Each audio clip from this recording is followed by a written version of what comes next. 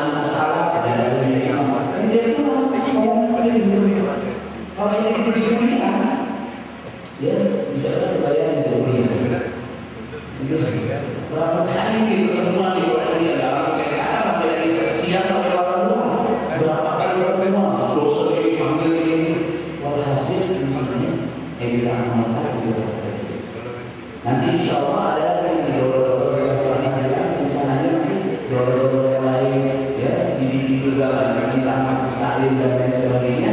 Intinya kita praktekin apa yang ada di dalam dunia kita amalkan. Insya Allah tujuan utama kita jadikan masjid-masjid kita itu bukan hanya musola saja, jadikan masjid kita itu untuk majelis taklim, majelis zikir, permusyawaratan dan lain sebagainya, sehingga orang-orang non muslim nggak bisa sembarangan dengan masjid. Karena ini masalah yang ada benar ada orang itu berbeda. Assalamualaikum warahmatullahi wabarakatuh.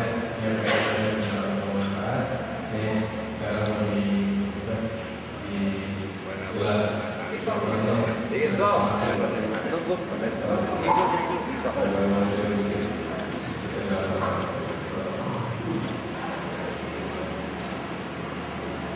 semuanya berbahagia, anaknya berdua, tetangga pendek. Baik, sebelum kita mulai kami maklumi, kita terus tentang masalah beberapa masalah ilmiah yang terjadi di masjid seperti masalah kubur di masjid, jadi banyak pengeluaran, kunut dan lain sebagainya. Dan kita bahas sedikit, ya. Sebelumnya yang di tangan ini yang hijau yang kurang lebih dari satu boleh. Pagi-pagi atau untuk kopi, pagi di masjid silakan. Ya ini dikit pada salat, dikit setelah salat atau pada salat, ayat kursi dan seterusnya. Kalau 33 kali, terus dan seterusnya di sini. Habis doa ada baca Alhamdulillah alhamdulillah yang ada dalam 3 kali rame-rame dan seterusnya. Ini ada yang habis subuh, habis maghrib, ya kita bisa amalin di masjid-masjid orang yang diajarin kepada kita semuanya. Mau fotokopi, mau bagi-bagi silakan, ya. Terus yang penting, yang penting tadi saya bilang, Sayyidina Rasulullah SAW ngasih penyampaiannya kepada Sayyidina Mu'adz bin Jabal. Nabi bilang, Mu'adz, saya cinta sama engkau. Karena saya cinta, jangan pernah berhenti. Dia pada sholat baca Allahumma inni ala dzikrik wa syukrik wa husni ibadatik. Dan Mu'adz nyampein ke murid-muridnya, murid-murid nyampein ke murid-murid generasi demi generasi sampai ke waktu kita. Nah saya dunia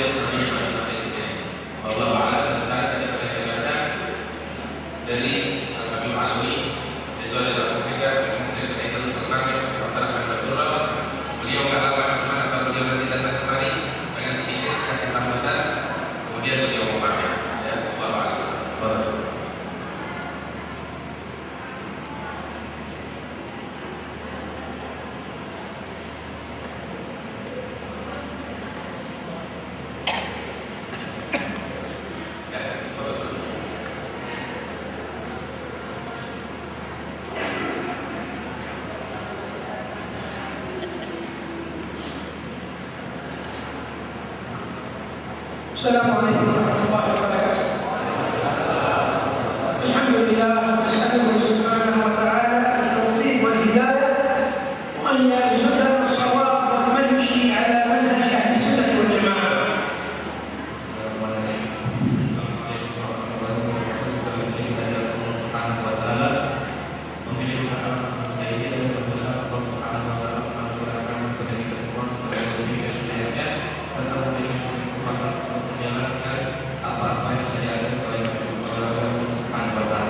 نبدأ إن شاء الله وإياكم في الكلام عن هذه الأحكام المتعلقة بالمساجد ومن بعض الأمور المتعلقة بالقبور التي يكثر الحديث عنها.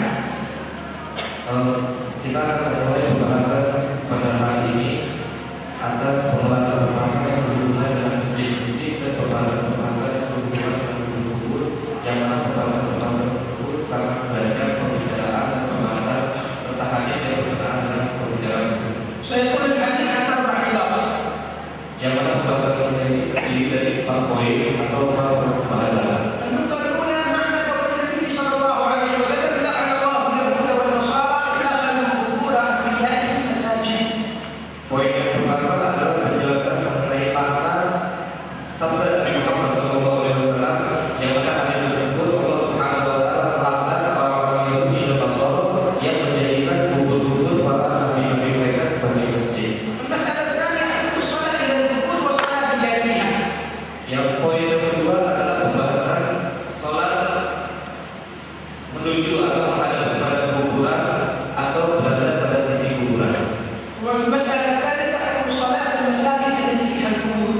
Permasalahan atau pembahasan ketiga adalah hukum sholat di dalam masjid-masjid yang terdapat di dalam masjid tersebut kuburan. ثم حكم البناء على القبور. Kemudian pembahasan yang terakhir adalah hukum pembangunan di atas kubur. فنبدأ بسم الله. Kemudian kita akan memulai Bismillahirrahmanirrahim. معنى قول النبي صلى الله عليه وسلم في الحديث لعن الله اليهود والنصارى اتخذوا قبور أنبيائهم مساجد. هذا الحديث عن عائشة رضي الله عنها وأخرجه البخاري ومسلم وأحمد وغيره. Pembahasan pertama kita adalah pembahasan mengenai makna dari hadis Nabi Muhammad SAW yang mana arti dari hadis tersebut adalah Allah Subhanahu wa taala melaknat orang-orang Yahudi dan orang-orang Nasara yang mana mereka menjadikan kubur-kubur para nabi mereka sebagai masjid. Dan ini merupakan hadis yang diriwayatkan oleh Sayyidatina Aisyah, diriwayatkan melalui Sahih Bukhari dan Sahih Muslim serta Ahmad dan para riwayat-riwayat lainnya. وكان هذا في مرض موته صلى الله عليه وعلى آله وسلم. Dan hadis tersebut diucapkan oleh Nabi Muhammad SAW pada ketika Rasulullah dalam waktu sakit sebelum beliau wafat. الحديث ورد بروايات كثيرة. Hadis tersebut diriwayatkan dari riwayat-riwayat yang sangat banyak. في رواية أبي هريرة في البخاري ومسلم وأحمد أيضا لعن الله اليهود اتخذوا قبور أنبيائهم مساجد ولم يدخل النصارى. Dan diriwayatkan melalui Sayyidina Abu Hurairah radhiyallahu anhu yang diriwayatkan oleh Sayyidina Abu Dawud dan Nasai. Yang diriwayatkan oleh Sayyidina Sahih Bukhari dan Sahih Muslim serta Sahih Ahmad dan lainnya bahwasanya diriwayatkan oleh Sayyidina Abu Hurairah bahwasanya Rasulullah SAW bersabda, Allah Subhanahu wa taala memerangi Yahudi yang menjadikan kubur-kubur para nabi mereka sebagai masjid. Dan di dalam hadis ini Rasul tidak menyebutkan orang-orang Nasrani. هناك زيادة في رواية الإمام مسلم قال اتخذوا قبور أنبيائهم وصالحيهم مساجid. Dan diriwayatkan dari melalui riwayat riwayat Muslim bahwasanya ada tambahan yang menjadikan kubur-kubur para nabi mereka dan orang-orang saleh mereka sebagai masjid. طبعا كثير من أهل الفهم السليم يسمع هذا الحديث فيحكم به على مواقف يعملها أهل الإسلام ثم يحكم بلعنهم وبكفرهم وذلك لجهلهم. Kemudian banyak orang-orang yang memiliki pemahaman terhadap bahasa yang kurang bagus sehingga mereka menjadikan atau mengartikan hadis-hadis yang tidak ada barusan dengan pemahaman mereka sehingga menjadikan hal-hal yang terjadi dalam keadaan sekarang serta memberikan taat kepada mereka semua. Ada orang-orang Muslim. ويأتي بعض يقول أن الصلاة إلى جهة القبر كلها حرام بسبب هذا الحديث وهذا مخطئ لأننا سنبين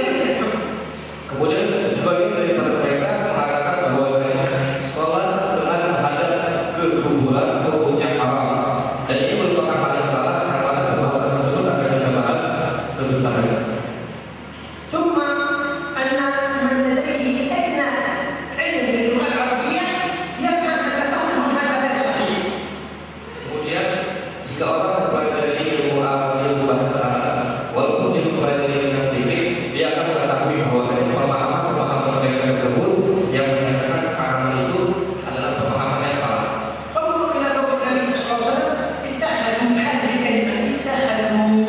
Maka lihatlah dari sabda Nabi Muhammad SAW bahwasanya di hadis tersebut mengatakan ittakhadhu yang artinya menjadikan.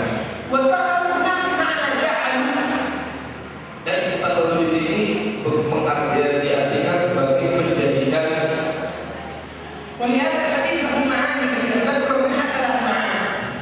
Untuk itu hadis tersebut memiliki 3 makna yang akan memiliki makna yang sangat banyak, namun kita akan menyebutkan 3 dari makna-makna yang ada.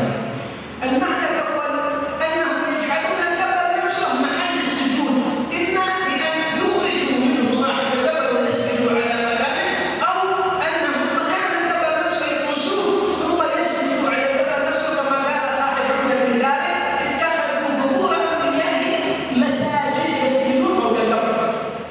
Makna yang pertama adalah mereka menjadikan kubur tersebut sebagai tempat-tempat yang sujud, tempat untuk bersujud, baik dengan mengeluarkan mayit atau jenazah yang ada di dalam kuburan tersebut, kemudian mereka masuk ke dalam kuburan dan menjadikan sebagai tempat sujud, atau mereka menjadikan kubur tersebut sebagai tempat sujud, dan itu disebutkan dalam kitab Al-Ghali.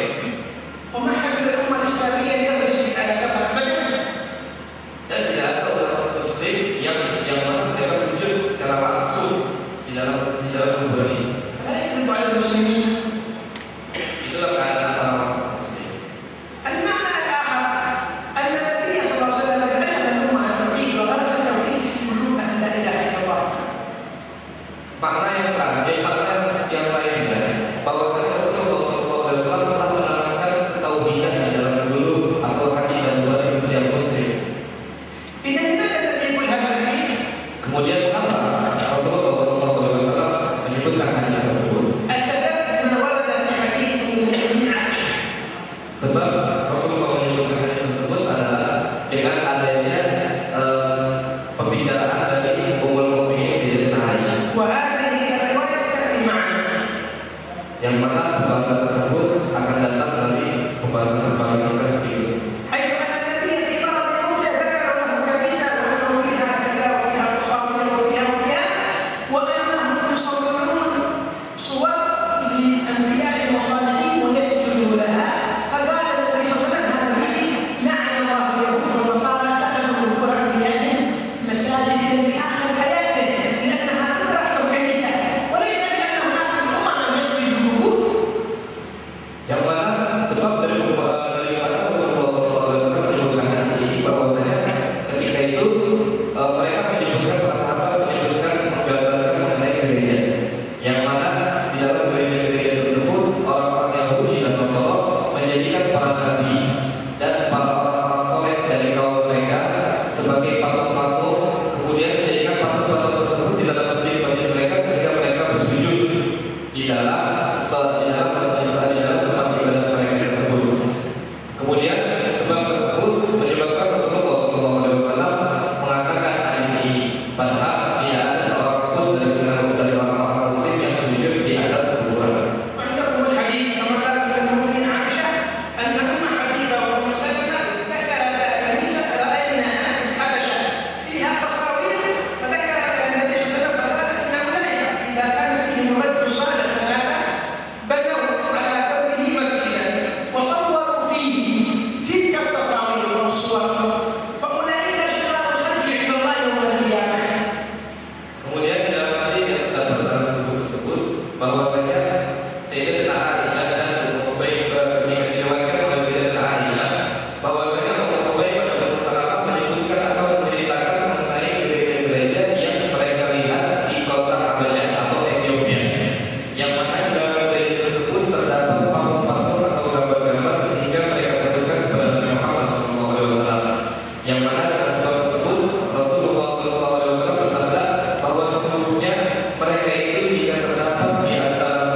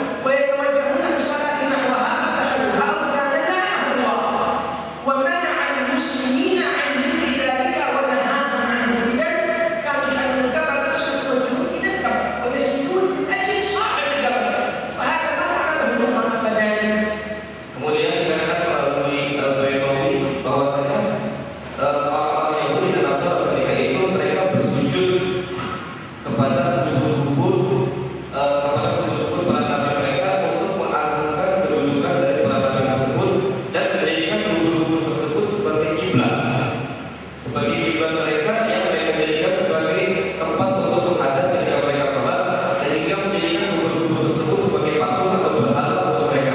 Untuk itu dilarang oleh orang-orang Muslim untuk melakukan perbuatan tersebut. الخلاصة أن للحديث ثلاث معاني. المعنى الأول أنهم يسجدون على نفس القبر.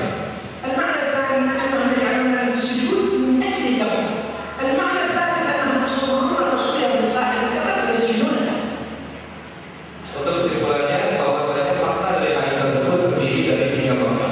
Yang pertama, makna pertama adalah mereka bersujud di atas kubur-kubur tersebut atau menjadikan kubur-kubur tersebut sebagai tempat untuk bersujud. Makna yang kedua, menjadikan kubur-kubur mereka sebagai kiblat untuk sholat-sholat mereka. Dan makna yang ketiga adalah menjadikan patung-patung mereka untuk bersembah. وهذه ثلاث كلها مهمة بتحريمها. Untuk tiga makna tersebut kita mengatakan bahwasanya hal tersebut haram bagi setiap orang muslim melakukan hal tersebut. فإن كان المخالف يقصد واحد من هذه الثلاث معاني فالتفريق معه. Apabila ada orang yang memaksudkan atau menjadikan salah satu dari ketiga makna tersebut, atau kita akan menjumpai mereka. بقي عندنا إشكال في هذه الرواية. Tinggal di antara permasalahan yang ada kita adalah ada beberapa masalah di dalam riwayat-riwayat ini.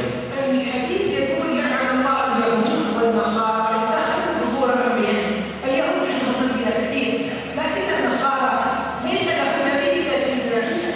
سيدنا عيسى لم يمت بل رفع وسيخرج في آخر الزمان، فكيف يكون نبي اليهود والنصارى اتخذوا قبور أنبياء؟ من نبي النصارى غير عيسى؟ Kemudian di dalam hadis ini disebutkan bahwasanya Rasulullah SAW bersabda, Allah Subhanahu Wa Taala melaknat orang-orang Yahudi dan orang-orang Nasrani yang menjadikan kubur-kubur dari para nabi mereka sebagai tempat bersujud. Permasalahannya, orang-orang Yahudi memiliki nabi-nabi yang banyak, sedangkan orang-orang Nasrani hanya memiliki satu nabi, yaitu Nabi Isa. Dan Nabi Isa pun tidak wafat. Sedangkan Nabi dianggap bahwa Allah Subhanahu Wa Taala akan kembali pada akhir zaman. Maka bagaimana Rasulullah SAW menyebutkan bahwasanya Yahudi dan Nasrani, sedangkan Nasrani hanya memiliki satu nabi? Kenapa Rasulullah menyebutkan Nasrani juga menjadikan kubur para nabi mereka yang menyebutkan lebih dari nabi, sedangkan Nasrani hanya memiliki nabi Isa saja? فأهل العلم هنا أجابوا باحتمال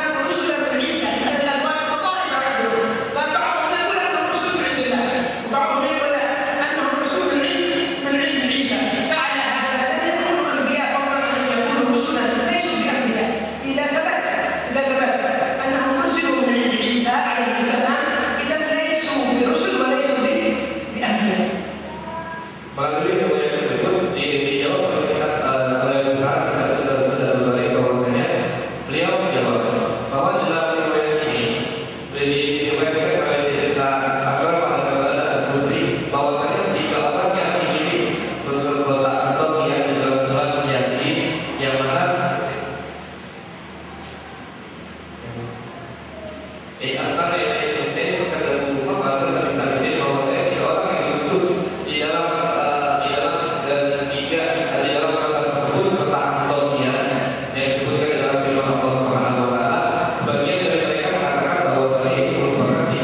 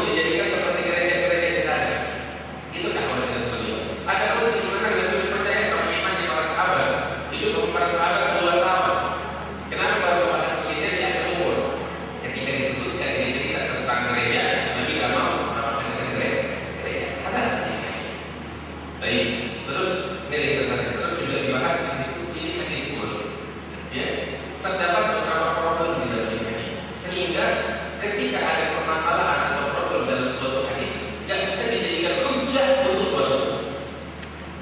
Paham maksudnya?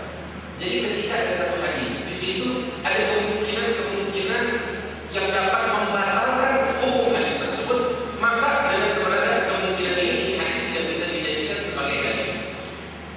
Apa kemungkinan tersebut? Di antaranya satu tadi disebutkan, kenapa Nabi bilang Allah melaknat Yahud dan Nasara? Karena Yahud dan Nasara menjadikan ukuran nabi-nabi mereka sebagai masjid. Nasara tidak punya nabi kecuali satu, Nabi Isa. Belum ada ukurnya, masih di langit. Nabi bilang begini. Berarti hadis ada kemungkinan suatu problem di dalam hadis. Kenapa Nabi bilang begitu? Sedangkan orang Nasara kan punya nabi kecuali Nabi Isa. Nabi Isa di langit ada ukurannya, tapi Nabi menyebut ada ukuran itu gimana? Berarti ini hadis pun ada kemungkinan, ada suatu kemungkinan ihtimalan, sehingga bisa dijadikan dalil untuk mengatakan hal-hal yang daerah tentang kuburan di dalam masjid. Paham? Ini ringkasannya dan masih ada lebih panjang lebar. Anda kira ringkasan yang saya berikan untuk bisa pahami dan mengerti. Nah, yang pengen tanya silakan ya, gitu. Karena waktu agak terbatas, kita kasih 3 pertanyaan. Orang perempuan kalau mau nanya bisa lewat kertas saja dicatat di buku ini. Nggak ada kesempatan untuk dijawab sekarang, insya Allah jawaban kalau tidak tampilkan di website.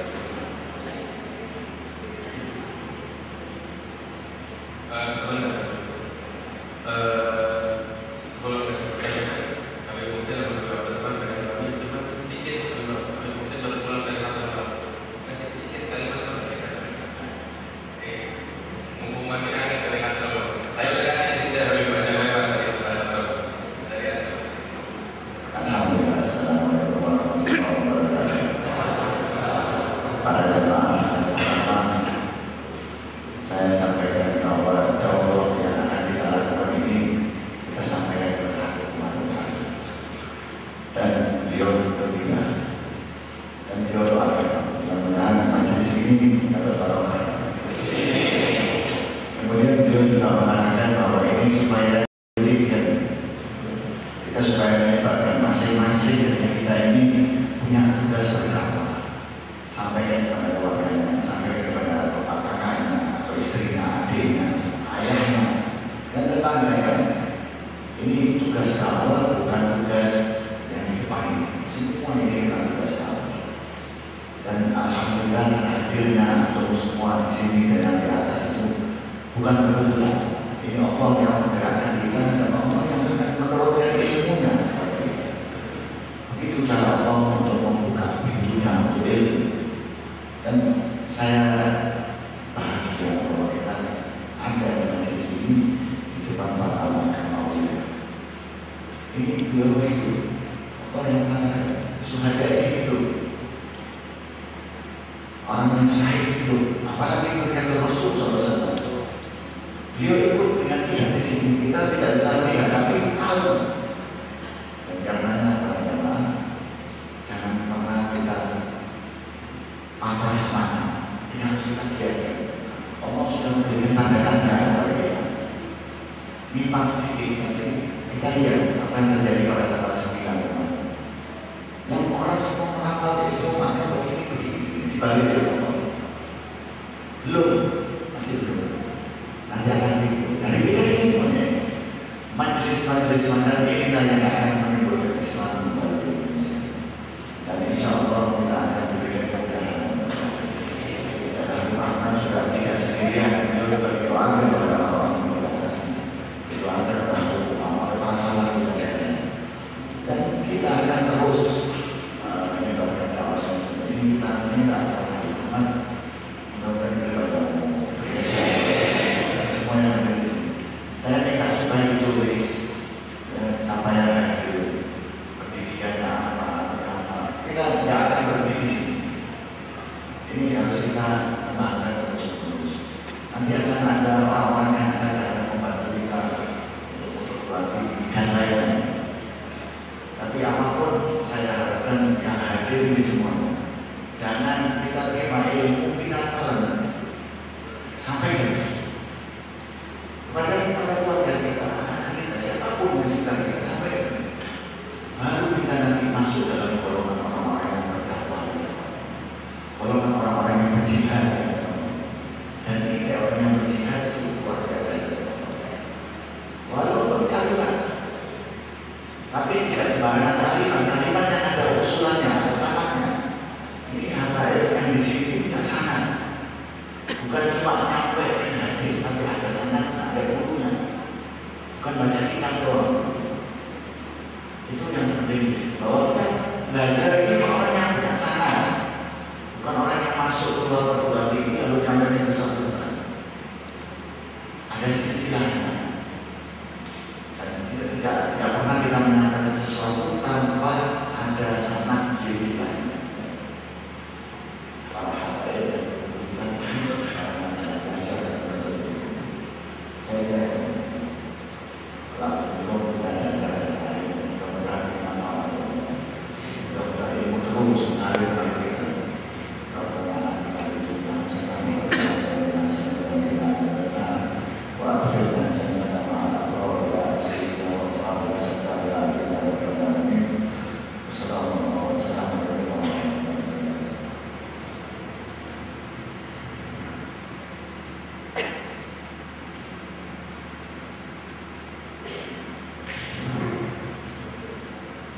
Tiga pertanyaan. Apa tuh?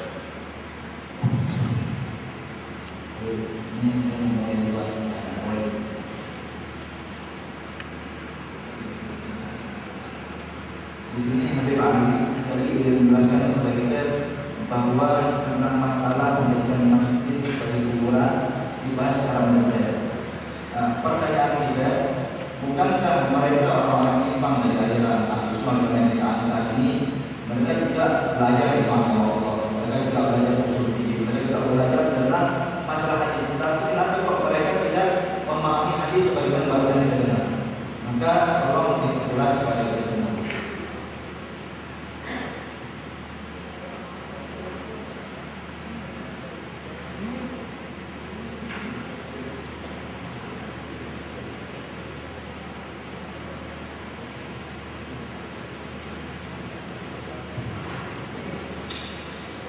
فهم الحديث يعتمد على طلب العلم، الذي لم يطلب العلم يفهم فهم خاطئ، وكم من عالم بالقول صحيح ما اخذه من الفهم السليم، ومن كان شيخ كتاب وقرأ اكثر من صلاته، ومن كان شيخ شديد وكثر خبيث يخرج على الناس حتى لا درس عليه الشيوخ المتمكنين، ويقول لي بعض طيب في بعض من الشيوخ منهم يقرأ الحديث يفسره هكذا امر من الاثنين، اما انه يتبع الهوى او الجهل.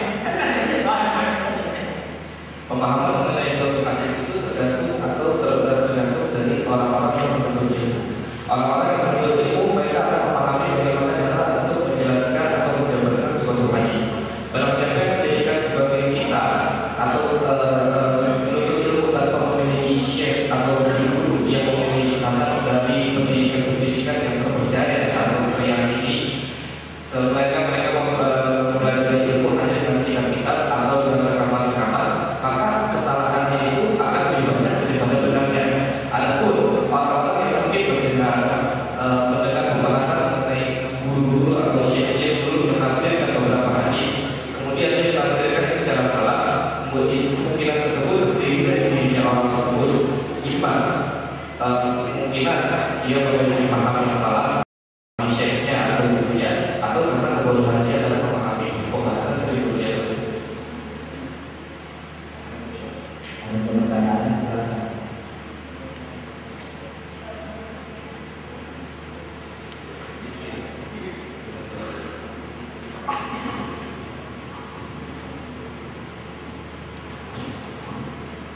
Assalamualaikum warahmatullahi wabarakatuh.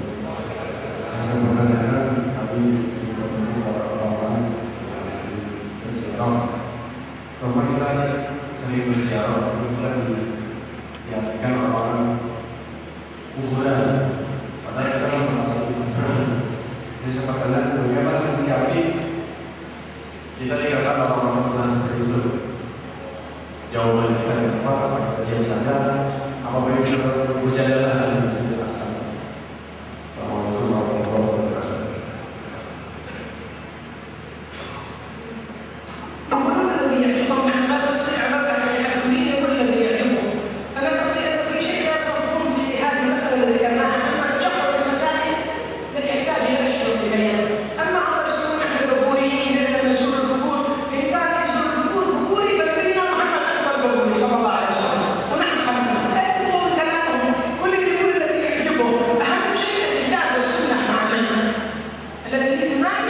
يناقش بالكتاب والسنة وأقوال أهل العلم وليس بالسب والشتم والاتهام. هذا كلام الفاشلين. Yang tadi maksudnya di sini adalah pembahasan bagaimana pertanyaan kita adalah pertanyaan yang berhubungan dengan pembahasan kita barusan. Adapun perluasan masalah-masalah lainnya, kita lebih menekankan ini pada kita dan sunnah. Kita jangan mendengarkan pembahasan-pembahasan atau perkataan-perkataan serta celaan mereka. Jika mereka mengatakan kita sebagai orang kebudayaan, orang-orang yang bersial seperti itu, maka Rasulullah pun melakukan hal seperti yang kita lakukan. Maka mereka Rasulullah juga masuk dalam celaan-celaan mereka tersebut. Jadi kita tidak perlu mendengarkan ucapan atau celaan serta hinaan mereka. Jika ingin melawan mereka, maka mintalah kepada mereka untuk memberikan hujah atau dalil dengan Al-Quran atau hadis, jangan hanya omong kosong saja.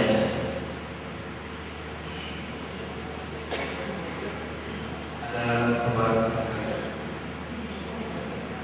Ini mau nanya, kita sering dengar hadis yang mengatakan kullulah binar, adalah binar, kullu binar adalah. Itu hadisnya sebenarnya palsu atau hadisnya ada Rasulullah katakan seperti itu? Terima kasih.